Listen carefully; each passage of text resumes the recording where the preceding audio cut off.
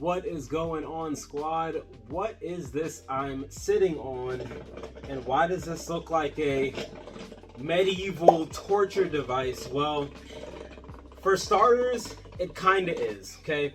So this is a martial arts stretcher that I just brought back from the abyss because I usually don't use this. I'll be honest, one of my goals was to get really good at stretching. This is called active stretching. So there is a type of stretch, okay? This is called a static stretch. And now we know static because all of the isometric exercises that we cover on the channel, whether it's iso chain or yielding or dynamic tension, it's static in nature, okay? So that means that the muscle is not there's no movement. It's either static or dynamic, okay? Those are the two. So this is, as you can see, this is called a static stretch. So right now, what's happening is I have a hell of a poker face, but my groin, my hip adductors are starting to become on fire, and I'm going to make this a lot worse. A lot worse. Oh my god. Okay, yeah, it's been a minute. Oof. Okay. And we're going to work on this. Now, it's important to work on this. Really hurts. It's important to work on our stretches because the more flexible we are, okay, the less damage we are going to take over time whenever we are working on anything that involves dynamic movement. Now, even though this channel is primarily about static exercises, we still are going to move. We are Homo sapiens, like, we are creatures, we move. We need to move. We don't just stay in one place for the rest of our lives. Our body moves. It's very fluid, okay? And so in order to make sure that our body stays as healthy as possible, in addition to throwing isometrics into our mix of exercises, I believe it's very important to be well-rounded and throw some dynamic in addition to static, depending on your situation.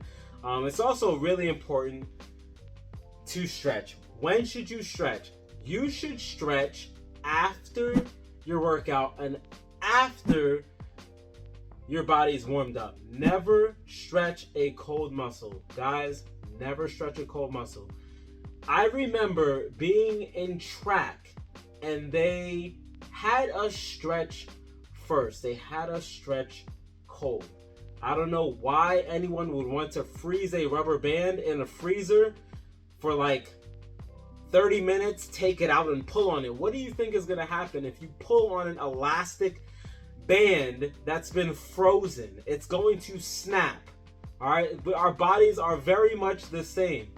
We need warm-up time. That's why we have warm-up sets. That's why we have warm-ups before our iso chain session. It prevents injury, okay? And it actually helps us to, it helps our longevity incredibly. What we really want to get into the habit of doing, especially after our isometric sessions, because our isometric sessions are actually strengthening up our connective tissues, as we've mentioned in many videos at this point.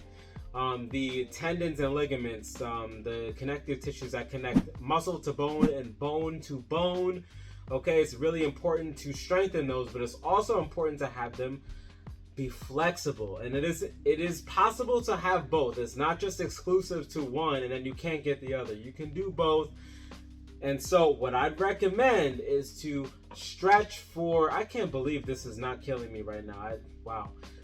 Is to stretch for anywhere between 2 to 5 minutes post workout session. Okay, now if you don't have a martial arts stretcher, oh my god, for love of God. Okay, now it's starting to hurt. I'm gonna reel this in real quick. Wow. Oh man, right here and here, and this is not friendly for men, is it? Okay, but some exercise that we can do right off rip. Okay, I'm gonna give us 3 upper body and 3 lower body stretches. Okay, and these are all active stretches. Okay, so these are the arm across the chest stretch, okay? Now we can hold it for time as well, but a good rule of thumb is just hold it for 10 seconds, okay? Elbow behind, really stretch out the tricep, okay? And the last one, hands overhead, stretch to the left, stretch to the right, really open up the torso, really open up the lats, okay? There are many, many, many more stretches that we can do. I'm just showing you those. The next 3 are for lower body, and I'm going to get out of focus for a split second and go right back into it. First one, hamstring stretch. It's just like you're doing a Romanian deadlift.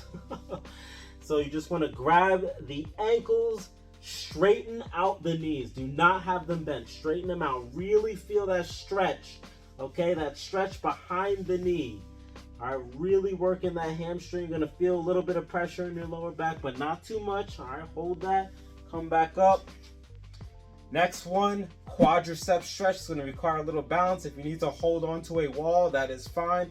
Really focus on pulling your foot back as much as possible. If you can have your heel touch your butt, that's fine too. Really feel a stretch in the quadriceps. This is going to feel particularly amazing after an iso chain session. If you've ever done that, guys, before, wow. The last one is the calf stretch. I'm gonna go to this wall, hold on to the wall, put one foot back and really press your heel into the floor. Really feel this calf stretch here, okay? When you're done with that foot, 10 seconds, switch feet, really press that calf into the ground. Guys, I'm telling you, this is going to feel freaking fantastic after an isometric session when everything has been all constricted for whatever amount of time you did that iso session. All right, guys, do you stretch already? If you don't, you should probably start, but comment down below your exercise. One of my favorite stretches is the hip flexor stretch. Sean T's Insanity has been a main staple for me. All right, guys, but comment down below, share your thoughts. Thanks for watching. If you found value in this video at all, be sure to drop a like, go ahead and comment. And if you're not yet part of the squad, hit that subscribe button, man. Come join the squad with us. We'll see you next video. Peace.